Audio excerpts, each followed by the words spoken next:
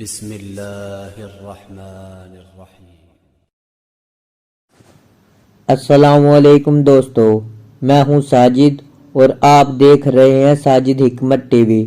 دوستو، آج میں آپ کو بلڈ پریشر کا نسخہ بتاؤں گا جس کو کرنے سے آپ کا بلڈ پریشر نارمل رہے گا۔ اکثر افراد کا خیال ہے کہ کچھ میٹھا کھانا مزاج کو خوشگوار بنا دیتا ہے۔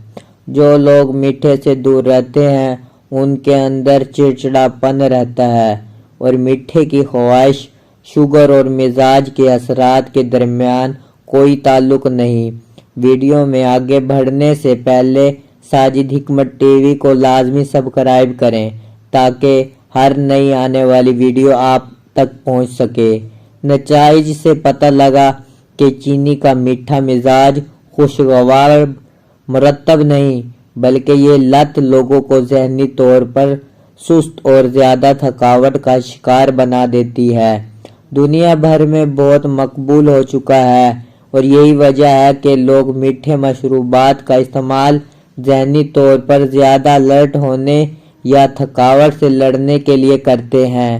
اس تحقیق کے دوران محققین نے چینی کے مزاج پر مختلف اثرات جیسے غصہ، ذہنی ہوشیاری، ڈپریشن اور تھکاوٹ کا سبب بنتے ہیں۔ میٹھا کھانے سے مزاج پر کسی قسم کے مثبت اثرات نہیں ہوتے، چاہے لوگ جتنا مرضی میٹھا کھا لیں۔ در حقیقت یہ لت مثبت کی بجائے منفی اثرات کا باعث بنتی ہے، کیونکہ اس کے نتیجے میں لوگ زیادہ تھکاوٹ کے شکار اور ذہنی طور پر کم ہوشیار ہو جاتے ہیں۔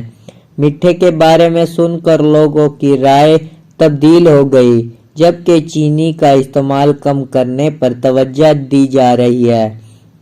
اگر آپ چینی کو زیادہ کھانے پر کنٹرول رکھیں گے تو بلڈ پریشر بھی نہیں بڑھے گا۔